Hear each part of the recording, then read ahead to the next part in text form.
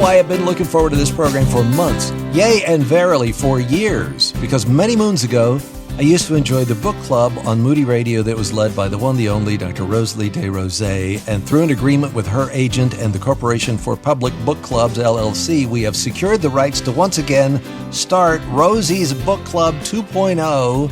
So today on Chris Fabry Live, we present the Radio Backyard Fence Book Club and a novel she suggested as our first read together, Shane by Jack Schaefer. If you've read it, jump in the pool or get in the corral and share your thoughts. Rosie will have some questions to ponder, but if you haven't read it, this conversation might spur you to do so.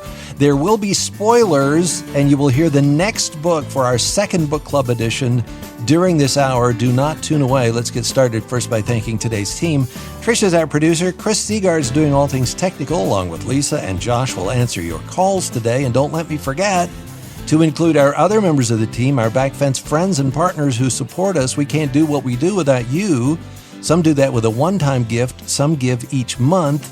But it's that support that allows us to have these kinds of conversations. So thank you. Our gift to you in June is by Dr. John Perkins, who wrote and spoke and lived racial reconciliation. He was all about bringing people together. And that is evidenced in his book, One Blood, Parting Words to the Church on Race and Love. Dr. Perkins finished his earthly race back in March. He was 95. And I wanted to honor him and enrich your life with this book, One Blood. Call or click through today, 866-95-FABRY, 866-953-2279, or go to chrisfabrylive.org, and you can give right there, chrisfabrylive.org. Thank you for your generosity today at the Radio Backyard Fence. Now a poem. She brings with her an air of thought and deep struggle with life that God hath wrought. Of all our guests, of this I'm sure, she fosters a love of literature. She makes us think and read and pray. She is Dr. Rosalie de Rosset. Rosie! Yay! That's how we start this book club off. What do you think? Is that pretty good? Well, Chris, I really am rendered a bit speechless, and that doesn't happen much. Well, 5 minutes thinking about you will bring the words. Rosie, if you don't know her, Dr. de Rosset is an adjunct professor of literature at Moody. She's taught here for nearly 60 years, right? Yeah, I'm actually done, but yes, 57. 57 years, and you finished your last class in May. Yeah, okay. So, and in the fall, you're not coming back in the fall? I am not. Okay. Wow. Reluctantly not. That's a, we'll have to do a whole program on that. The book, Unseduced and Unshaken, The Place of Dignity in a Woman's Choices, is our featured resource today, along with Shane. And look at who she's brought along. Introduce this fellow. He was a student of yours many moons ago, right? He was a student of mine. I can still remember. He came to my office. He had just arrived, I think. Maybe in 13. I can't remember. Is that right, Cole? 13? Oh, don't ask me that. I think it was. It was 13, a long time ago. It's a long time ago. And he leaned around the door and he said, "Can you sign me into your monster?" I said, "What do you want?" I was being funny. And he said, "Can you sign me into your monster lit class?" And then he became my TA and was my TA for almost 3 years. And we have been very good friends since then, transcended the student-teacher relationship and gone into friendship. And as he's traveled around the country, he's a nomad. This is true. Studied at Moody and Dallas Theological Seminary, and now is Assistant Director of Online and Non-Traditional Learning at Corban University and Assistant Professor of Theology. You write extensively about theology and pop culture. And this is one of the books, Shane is one of the books that you teach, right, Cole? Correct. Inherited from Rosie, actually. Yeah. So it's going to be like old home week. Okay. Rosie, why did you pick that? It's a short book. I read it. I started it about a week ago and finished it over the weekend. Very easy to read, but it's deep. Why'd you choose this Western? Well, I think part of it is that it was the first book of the book club that started 21 years ago with Midday Connection, and it was an important book. And there were people that resisted it because it's considered technically young adult and wondered why we were doing it. And it is a book that I think, encapsulates the mythic character of Christ in a cowboy Western, and not a code Western at all. Probably one of the best Westerns ever written in its time. And I just feel like it was accessible and it has so much in it to talk about. And it just came to me, I suppose, in a vision. I don't know. And Tammy said on Facebook, I can't believe the first time I ever heard Rosie was 21 years ago when you were talking about Shane. My husband watches the movie every time it's on TV, and I remember everything Rosie said about it. So that's pretty tall cotton there from Tammy. Yeah. Wow. Cole? The movie is an acquired taste. Yes, it is. As a matter of fact, Chris has the theme for this. Roll it. Here we go. Shane. Boom. Here it is. And now, Cole Burgett. Weigh in. Why Shane, Cole? Yeah, for everything Rosie said, and it's interesting. You had some resistance. I encountered some resistance as well, for the reason that it was considered a pulp novel. Oh, wow. And so there was, what good can come out of Nazareth, right? Yeah. It's kind of like that. But I think Shane is unique as a Western because it's not really about winning a gunfight, right? Right.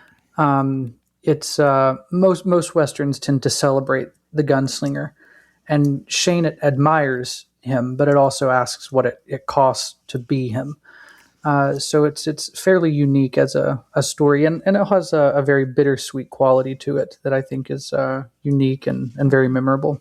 There's a lot of longing in here, and I saw some parallels between this and To Kill a Mockingbird, because the main character, Bob, who's basically telling the story, is 13, right? He's a young man growing into, in that time. And it takes place in 1889, in the summer of 89. I was a kid barely topping the backboard of Father's old chuck wagon, and they're in Wyoming. Is there anything else we need to know about it, Rosie? There's a lot. There really is a historical context. One interesting thing is that it was his first novel, and he had never been west of the Mississippi when he wrote it, which is very funny. He had just done a lot of research and decided that he didn't want to write the same old Western. He wanted to do something new. And it's a mythic story, of course. Shane is a Christ type. It's straightforward mythic Christ type. But, and I just lost my train of thought, but... the setting and why... Where it's set in Wyoming? history. So it is. Okay. We don't have time to get into this, but there's a lot of discussion you can have about this is set solidly in the situation where the cattlemen and the ranchers go up against each other. Right. And the cattlemen rangers have been very powerful, and they have ignored the boundaries that have been assigned to the people coming to farm, and the homesteaders. And he comes in like a savior. In history, there was finally a big shootout, and the homesteaders won the battle and began to be able to homestead near water without the danger of the cattlemen coming in to take over and really oppress them. So that's the historical situation that it's founded in. And but it introduces him as a savior. The opening of this book is considered one of the great openings. He rode into the valley in the summer of '89. I was a kid then, barely topping the... You read that, and it's beautiful, and it sets him as somebody who seemed unremarkable, but eyes turned to see him. I had a crush on Shane for years, but now he couldn't get on a horse, that kind of thing. But I was looking for Shane a lot in my teenage years when I first read this. Well, and you grew up in '89, too. Yeah, so right. I did. Yeah, right. I certainly did. Well, and the proximity of the story to the Civil War as well, because the war is over in '65, so this is 14 years down the road, and there are shades of, we don't know where he's come from and what he's seen and what he's done, right, Cole? Yeah, that's kind of one of the defining traits of the character is that he sort of seems to come from nowhere. He's quite mysterious in that way, which is a very usual trope in Westerns. The man who emerges from nowhere and his past remains fairly obscure. And every time questions are asked, either by Bob or his dad or his mom, Shane just kind of dodges them. And so the reader is put in there. Rosie, you have a bunch of questions that you're going to ask here today, and I want to give you the phone number. We're talking about Shane. It's Rosie's Book Club 2.0. We're going to give you the next book that we are going to read during this hour, so don't you dare go away. But I want to hear from you. What was your reaction as you read Shane, or maybe you read it a long time ago and you want to jump in? 877-548-3675. Join us for the book club today at the Radio Backyard Fence. 877-548-3675.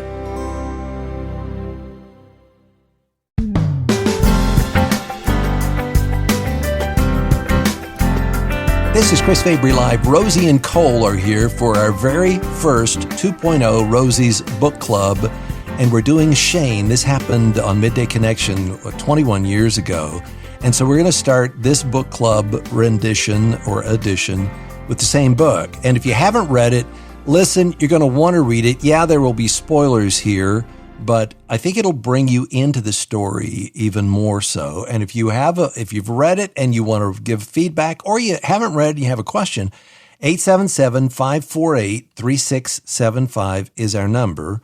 Rosie, there is this question of a good man, because Bob looks at his dad as a good man, I think. His mom and dad are good parents. But there's something different about Shane. So take me into what a good man is. Well, for one thing, one of the really beautiful things is that Shane never does anything to be superior or upstage the mother and the father, and especially the father. Because Joe is a really good man, and don't miss the connection, Joe and Mary and Joseph and Mary. I mean, it's all there. But there is something about Shane, of course, that is transcendent, and he never ever. He's mythic. He's not a Jesus Redivivus, which means Jesus is in the story, but he's a mythic Christ type. But for one thing, he disciples, and he disciples beautifully, and he is the perfect mentor. I'm sure it's what every young man is looking for. He is strong and straight, and he respects Joe, and he disciples Bob and imparts wisdom. It says he talks like a man because of the flashy hardware you're wearing. Strip it away, shrivel it down to boy size. In other words, that is a bad man. He's not like that. He's a man who watches what's going around him and will make his mark. He knew what goes on in a boy's mind and what can help him, I love this, stay clean inside through the muddied, dirty years of growing up. He creates disciples. Even Chris, when he has to discipline him and break his arm, he restores him. He renews him. He reflects pain, sorrow, and delight. He's not stoic. He's strong and he's silent, and there are things he never says, but he's not stoic. He's organic. It talks about how he's at one with his horse and his gun. He has absolute certainty. He can't stay at the end as a killer. He must go alone and unaccompanied. And of course, we'll talk later about his relationship to Marion. But there's just utter goodness in him and relationship. One of the things I love is that he not only, and we can go to the stump scene at any time, he not only helps Joe remove the stump, the one thing that Joe couldn't get on top of, but he also helps Marion get over having burned the pie and notices the ribbons on her hat. Yes. That is such a wonderful detail. Yeah. I mean, women today are happy for the guy in Twilight, which we're not even going to go there. Yeah. What? He's all sparkly. He's all sparkly. But this is a good man. The thing about him about Shane is, it's like he doesn't have to prove anything to anybody. Right. His gun is kind of hidden, rolled up in his, it never comes out until he needs it. Right. Cole, is that true? Yeah. I mean, one of the things that's interesting about his character is that he doesn't really invent the legend about himself. Right. Oh, I love that. He doesn't have to. Others do that for him. And there's a kind of quietness to his character that suggests he understands both his strengths, but also as a person his own failures. And that's something that we can get into. But Shane as a character, he he possesses a kind of tremendous power, and everyone recognizes it right away, from Joe to Marion. And even when I know you said that there's not a gunfight, but there is. Even in that scene, you see the bad guy move back and to say, well, I'm not here for you, I'm here for the other guy, because he is caught short by Shane's presence, right? Yeah, and that's what's interesting about this particular version of that trope, right? Is that it's not actually about the gunfight itself. There's a lot more going on in that scene than just the traditional showdown. Yeah. And there's a lot of I guess what you'd call it in fiction status at work between the two characters. Yeah. Did Jack Schaefer know what he was doing when he did this, Rosie? If he got Joe and Mary and Joseph and Mary, did he have that in his mind? Oh, Did he have how any could idea? he not have? Yeah. I mean, there is a Gethsemane experience. There's there's a Philippians, what do you call it, kenosis experience. He takes off his clothes. He dons the clothes of the farmer. He puts away his gun. It's all there. And then he leaves the Holy Spirit at the end to guide them. And he's going to be in you. Okay. Yeah. So I'm struggling because there's somebody who's listening right now is like, don't give me everything. Well, this is what a book club is. You've read the book and you're going to comment about it like Rita is going to do in North Carolina. Rita, why did you call today? Hi, thanks for having me. It's funny. I'm so glad to hear you say that Shane's a Christ-like figure, because I thought of that too. And I was like, am I crazy? But I just love the way that Shane made Bob right away feel, even though he was a little boy, and he's just a little boy in that scene, opening kind of scene, that he made him feel like a man right away. And that I love the way that Joe welcomed him and was kind to him. And as you were talking, I was thinking about later when he debilitates Joe so he could go fight that fight. God has to do that to us sometimes to just save us from ourselves. You mean to empower him to do what he needs to do? That's one of the things that Shane did. Is that what you're saying? Yeah, I mean, because in that end, Joe wanted to go with him, but Shane had to put him out so that it was something that he had to do himself, just like Christ had to die for us. And I wanted to ask about that. I'm so glad you brought that up. So, Cole, why was that important? Because Joe's got a kind of a head wound and he stayed at home, but Shane wanted him to stay home. Unpack that for me. Well, I mean, Shane just isn't there to disrupt, and that's one of the key components of his character. He's not there to, change the status quo so much as he serves the purpose of protecting, and to bring him would disrupt all of that. And Shane just has a certain amount of confidence in himself, and he knows what has to be done. And he sort of, in a very sacrificial sense, is the person who's willing to get his hands dirty, so that others don't have to. Yeah. I like that. Yeah. Rita, I'm glad you called today. Here's a question. I would like you to ask Dr. de Rosset to speak about the significance of Shane having to leave in the end, like in Madman when Jesus must leave Cardus after freeing him from demon possession. Why must Jesus leave the one he saves? Well, Cole may have something to add to this, but his work is finished. Once he picks up his gun again, you sense he's done this before. He's come into the picture from the East. He's a Christ type. He has saved them from a specific situation. It is even said it is finished. I mean, I'm finished now, or something like that. And if he were to stay around, he would be expected to continue to do the work he has now left for those to whom he has brought peace to solve in their own way. Cole, is there something you could add to that? Yeah, I mean, we'll see what you think about this. But as Shane, he's someone who I don't see as an allegory for Christ. And so I think as a character, he has limits that he's aware of. And the burden he bears is the violence itself. So this community desires peace, but that peace requires someone who is willing to confront evil directly. And so Shane enters because others cannot. And in some sense, the tragedy of his character is that he secures a future that he himself cannot readily inhabit.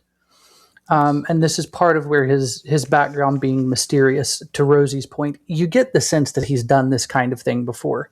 And he doesn't necessarily like it, but he understands that sometimes a trigger has to be pulled, And so whereas the settlers inherit peace, Shane inherits a kind of exile. And so the ending lands in a way that is kind of bittersweet. There's a touch of tragedy there. I like There's also blood on his shirt or under his belt on or his something forehead, like that. on his side. He's wounded, right? Yeah, I haven't thought it isn't allegorical. It's mythic. I think that is the separation. Right. Mythic is he's bigger than life. There's a transcendence there, but allegorical would be one-on-one, like Aslan is in The Lion, the Witch, and the Wardrobe. Yeah, I think that's a very good point. He's not Christ in a one-to-one allegorical sense, but he is a mythic redeemer figure. Yeah, he is, yeah. And even biblically speaking, right, especially in the Old Testament, the idea of a redeemer, there was often, blood attached to that, a kind of violence attached to that. So it's just very interesting. Good. If you're just joining us, that's Cole Burgett, Rosalie de Rosset. We're talking about the novel Shane by Jack Schaefer. It came out in the late 40s, early 50s, I think. 1949. 49, okay. And so if you haven't read it yet, it's not our fault because we told you that we were going to talk about this here today. And we're going to tell you the next book that we're going to read. You have to stay around for that. But here's the number, 877-548-3675. Pepsi is on the line. Hi, Pepsi. Go right ahead. Hi, how are you? What a great day it is. I was calling because that picture was re-brought back up about 2023, not 1923. I wasn't even born in 1923. But I was glad to comment because Shane was a program or a movie or a book, either way, that was telling the people how to come together and cooperate. He didn't upstage the father. He didn't try to upstage anyone as a special hero, but he worked together with them to cooperate, to know that this is a common cause. They got to come against that common enemy, but he brought them together that they can conquer this enemy. They can defeat the enemy if they unite together. And that's the great example that's necessary right now. Even though it's a long time ago, we need that today in 2026. Yeah, and it's so easy to get, to pick the flaw of somebody else and not to see the big enemy that we have out there that we can come together. So there you get the empowerment again, Rosie, that Shane fosters that kind of empowerment for the people to become who they really need to be and want to be, right? Every one of them, Marion, Bob, Chris, Joe, yes, he sort of gets them over. He gets them over the hurdle that they can't quite get over, and defends them, and then moves on when they're ready to do it. Although Marion has to really infuse Joe with a little something at the end when Joe's discouraged. Yes, it's interesting that he picks a woman to be the encourager there. Isn't it though? Yeah. Okay, and there's something that I picked up in the reading of this, the last reading that I've done, that and you told me before the program we need to talk about this, and we're going to talk about it in the next segment. But there's something that I picked up as I'm reading through this for Bob, the young boy, for Joe, the dad, for Marion, the mom. It's as if Shane makes them come alive. It makes them see more of who they were made to be so that they can step into that rather than retreating and being just the status quo. Cole, do you agree with that? Yeah, Shane himself is a kind of revelation in the story, not so much of divinity, but it's more like nobility, right? Like a lot of Christ figures in literature, he awakens desire in others for something that's higher than themselves, and you see that in the stump scene and others like it. But yeah, that's very true. Rosie, what do you think? Oh, yes, that's well said. He awakens desire, and he's the revelation of nobility. He's the heroic. He's the sense of the heroic. Sometimes I don't think we'd know a hero if we fell over I can't believe who we call heroes today. It really doesn't take a whole lot, good tattoo, etc. But just an opinion here. That's why we love you, Rosie. That's why we love you, is your opinion. And we're talking Rosie about... is right about that, though. We're talking about Shane by Jack Schaefer. It's Chris Fabry Live, The Radio Backyard Fence, Rosie's Book Club 2.0. If you go to chrisfabrylive.org, you'll see more about Rosie and Cole. She has more questions. I have more folks on the line, 877-548-3675. And we're going to tell you the next book that we're going to read before we end today. You got to stay with us. Go to chrisfabrylive.org. More straight ahead.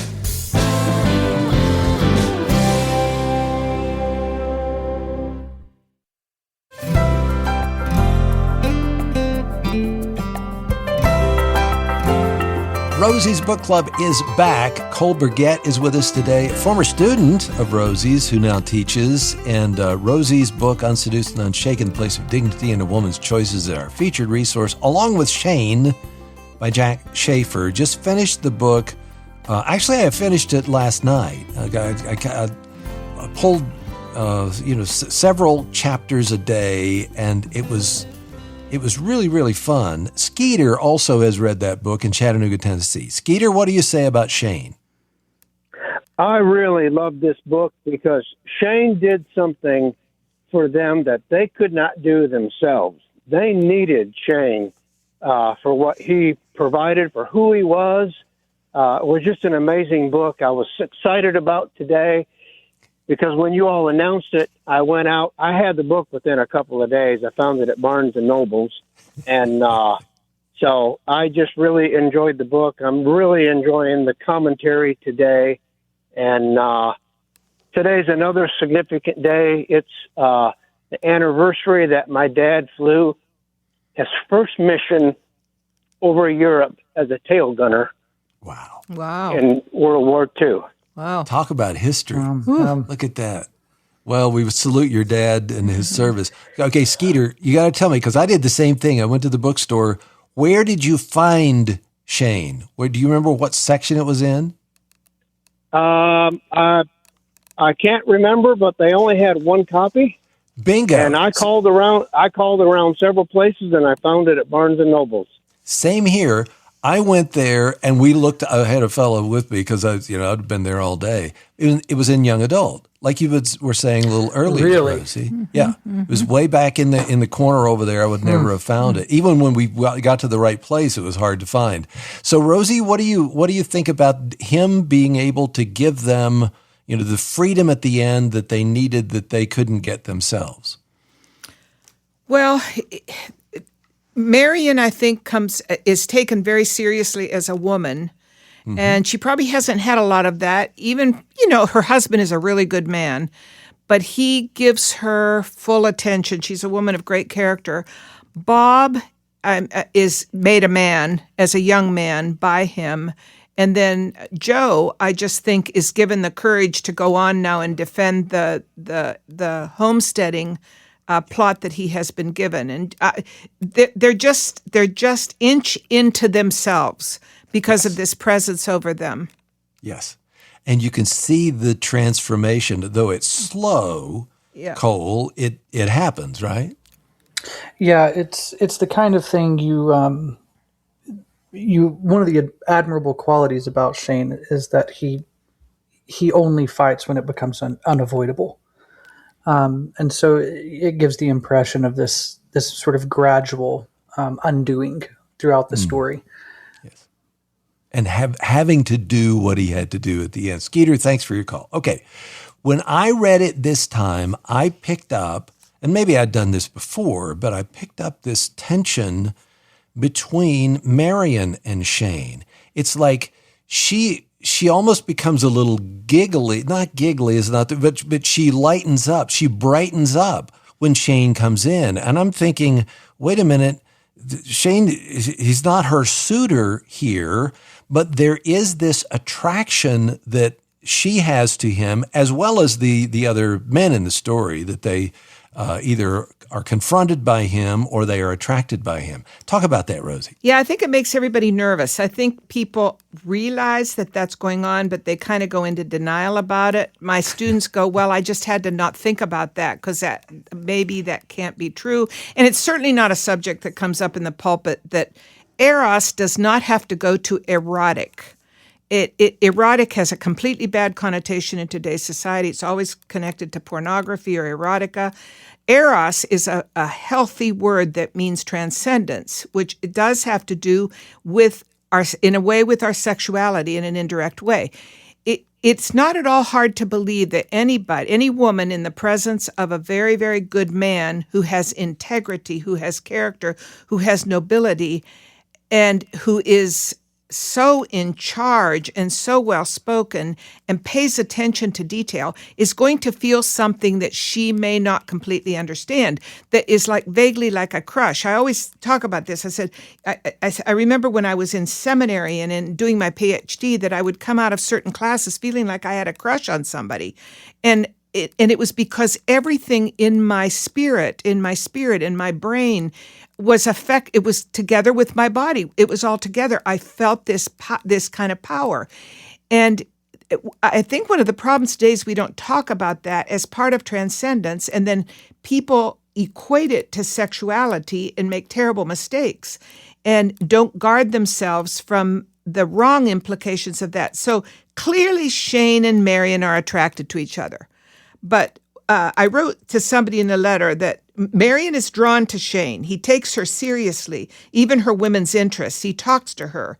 She's an important part of the story. This is not code Western women. I watch my share of Westerns. As you all know, I'm in love with the Rifleman. We'll leave that at that.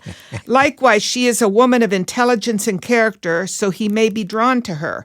Nevertheless, he is safe. And so not once does he pick up on anything wrong, exploit her feelings, or cause her to be dissatisfied with her marriage. On the contrary, he assures her that his having to knock Joe out does not make Joe less of a man. He also does what he does for both Joe and Marion, feeling perhaps very drawn to him and confused by it. She sort of tests the waters at one point to try to find out what he's feeling.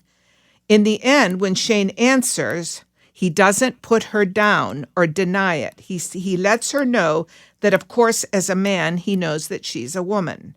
He cannot split his nature and deny his deep feeling for her. But that ends the conversation, and Joe and Marion's relationship is left healthy and intact and perhaps better. I mean, this Cole? is an amazing thing. Cole, what do you say about that? Yeah, what Rosie's talking about is eros in what we would call a classical sense, particularly the way Plato and later Christian thinkers would use the term. This Rosie calls it transcendence. I think you could also call it just a profound longing toward beauty and goodness, toward completion, something like that. And Marion's relationship with Shane is not romantic competition with Joe, but it's admiration for a kind of greatness. She is drawn to him because he embodies qualities that are, in fact, genuinely admirable. Mm-hmm. And what's interesting is the response. Rosie was talking about the way her students will sometimes take it. It's funny. I actually get students who are disappointed that they don't end up together at the end of the story. I get that all the time. And it leads to some interesting conversations. But all that to say, in this sense, I think the attraction, it's not that it is erotic specifically, but it's almost aspirational. It's a kind of aspirational attraction. How do you then navigate the comparison that Marion wants Joe to be Shane? I wish he were more like Shane. How does she not go that direction with that longing, Rosie? Does it say that in the story that No, she would know? No, I'm reading into it. I think Oh, because that's really interesting. that's how people would in our society today. It's like if you don't like your husband or you don't like your wife, I wish you were more like so-and-so, and you idealize them and you have no idea what they're really like. You're comparing, and it's like she doesn't do that. I think that because Shane handles it so well and always shows admiration for Bob. In fact, at one place it says he was doing it for both of them. He looked at both of them. He didn't separate it because he never does anything wrong, and because Bob is a solidly good man. And in fact, at one point, after she has felt this and he has handled it wrong, she turns back to her husband and she asks him to hold her and kiss her. I think that's remarkable. Yes. So I think I think about today we have this explosion of immorality in the pulpit and in leadership. You only have to read certain websites to find that out. It's like anybody today doing anything indiscreet ought to be scared because somebody's going to come after you. But you see all the time that it's called grooming. Mm-hmm. And there was intent in the leader. He does not know himself. He has not guarded his heart. That's what a good man does. They guard their heart. I have known my whole life, because I was a single woman at Moody for, these 4,000 years. I grew up here, and there were good men around me all the time. And you knew that there's always that moment of a connection that you just don't follow. And when people know the Lord and they're good men, I've always known which men you can trust and which you can't. And it's somebody utterly committed to the Lord. And it's not somebody who is doing anything cruel to put you aside. My father was that kind of a man. You knew he was trustworthy. So I think it comes out of Shane that she is never in any sense separated from her husband, Bob. Yes.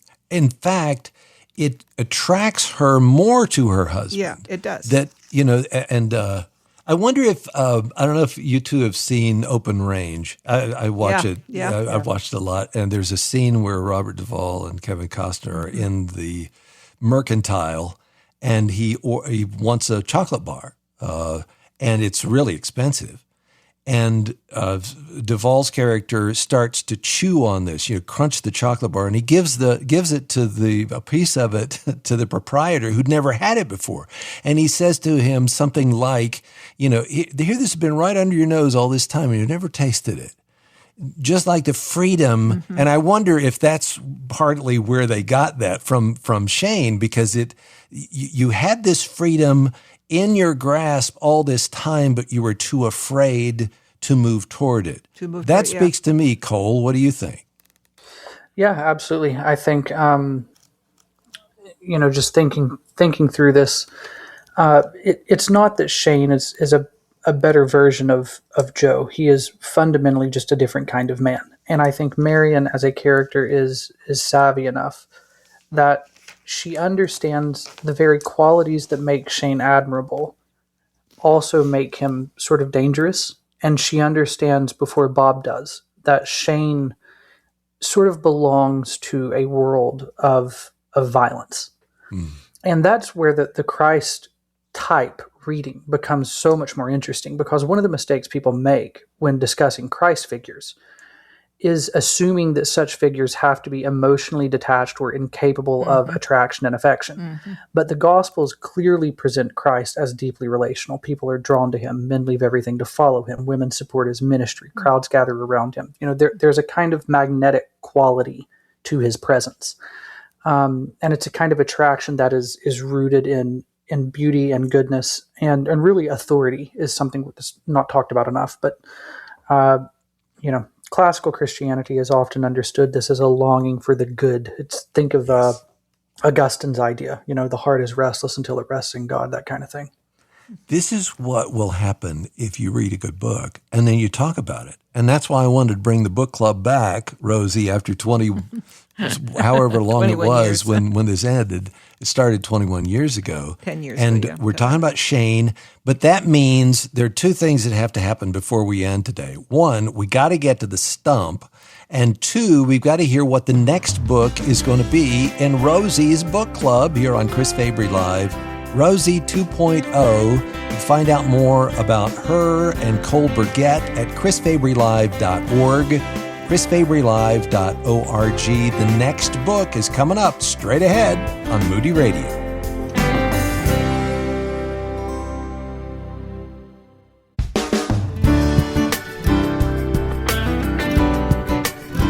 When we announced that Rosie's book club was coming back, Becky said on Facebook, "I can't tell you how happy this makes me." 2 exclamation points. Just finished reading Shane, Elaine says. Can't wait to hear the discussion. Thank you, Rosalie and Chris, for offering this. Your enthusiasm for the book piqued my interest, and now I am a fan. I will share it with my book club along with your insights. That's what happens when you read good books and you have a conversation about them. But that means that Rosie said, let's do this quarterly. So once every 3 months or so. The next book club will be in September. And Rosie, you have chosen another shorter book, as I understand it. I've never read this one. What is our next book? The next book is even shorter than Shane, so we're taking you easy, and then we'll move into Dostoevsky and kill you. I'm just kidding. And Tolstoy. And Tolstoy. The next book is The Wise Woman, also called The Lost Princess, by George MacDonald, the great 19th century writer that was so influential in C.S. Lewis's life. In fact, he quoted and paraphrased George MacDonald a great deal. He was one of the guides in The Great Divorce, actually. It's a beautiful study in the nature of God Christ / Christ, as both demanding and disciplining us faithfully and consistently until we can receive grace. And it's done through the form of 2 young children who are both very wayward. One, an absolute insufferable brat. The other one, a self-satisfied, complacent little narcissist. Both of them made so by their parents. One of them does not, we are not sure how she will do by the end, which is appropriate. And the figure of God, Christ, is in the form of a woman. That does not mean George MacDonald thought God was a woman. He did not. He just chose this female character to operate as a nurturing God. It is just a beautiful, very important theologically, and as a great story book. Do you agree with that, Cole? Absolutely. George MacDonald is very important. Very, very important. Okay, so the title is The Wise Woman. You may have it on your bookshelf, but if you don't, get it, read it by September. We'll give you the specific date when we get closer to that time. But The Wise Woman by George MacDonald. I can't wait to read it and then talk about it right here on Rosie's Book Club. But wait, there's more. We've got to get to the stump. Cole, it happens right at the beginning of the novel where Shane helps Joe with the stump and this thing that is around his property that he's been trying hard to get rid of, but he can't do it. Why is the stump so important? Yeah, on the surface, it's a really simple scene. Joe has been trying to remove this massive tree stump from his property, and it's very stubborn and it's very deeply rooted. And one person's not going to accomplish it, and so Shane joins him, and together they get it out of the ground. And Schaefer spends an enormous amount of attention on this scene for several reasons, I think. First among them, I think it's meant to just show Shane's desire to belong, because before that moment, he's a stranger. And we've talked about that. He arrives from nowhere, that kind of thing. And the stump scene is one of the first times he participates fully in the life of that family. And he's working. And I think that's significant because the novel wants us to understand that Shane, he doesn't just want to protect civilization. As a character, he wants to participate in it. He enjoys the work. He takes satisfaction in helping. Obviously, it establishes a model of masculinity as well, because the strongest image of masculinity in the book is not a gunfight, but it's these 2 men who are not rivals in the scene, working together. And there's a sense in which the stump also is symbolic of the larger conflict, right? The resistance of the frontier itself. The settlers are attempting to transform the wilderness, and the stump is in the way of that. And so with Shane helping to remove it, he's literally helping to create civilization. But all of that is sort of packed in there as far as shades of meaning goes. But really, I think Cole, the other thing is Bob goes off. At one point, Bob goes off and it gets dark and the fireflies or whatever, he's down the fishing hole or wherever he is. But he hears the hatchets. He hears the axes at that stump. And doesn't that show that here's Shane and Joe doing this task by themselves while others are protected from the hard work of that? They're just tenacious with that, right? Absolutely. And that's really the tragedy of his character. His greatest desire is to be the kind of man who can stay and pull stumps out of the ground for the rest of his life. The tragedy is that he can't, but the heroism that is inherent to him is that he helps make that life possible for others anyway. What happened, Rosie, to Shane at the end when he goes riding off in the sunset? Where did he go? We don't know. I think he's in a way, we don't even know if he's going to live or die. He's very, very wounded, but he goes off, and you assume he's going off either to die, this is his last task, or to rescue another group. Mm-hmm. Yes. Keep being himself. Whatever happens to him, he will be himself because he is Shane. And that's how the book... I am who I am. Yes, and that's what Bob says. He was the man who rode into our little valley out of the heart of the great glowing west, and when his work was done, rode back whence he had come, and he was Shane. Rosie, thank you. And tell us again, what is the name of the next book we're going to read? The Wise Woman or the Lost Princess, one or the other, by George MacDonald. It bears both titles sometimes. Okay. Can't wait. Cole, hats off to you. Thank you for doing this today. You come back and see us real soon, okay? Always a pleasure. Thanks for having me. Dr. Rosalie de Rosset. Oh, I'd love to hear your response to today's conversation at the Back Fence. You can do that on Facebook. You can send us an email. All the information right there at chrisfabrylive.org. Or maybe you want to suggest a book for us to read together on the book club. We'll take that as well. Chris Fabry Live is a production of Moody Radio, a ministry of Moody Bible Institute. Our guest tomorrow is the Dad Whisperer herself. Don't miss it right here.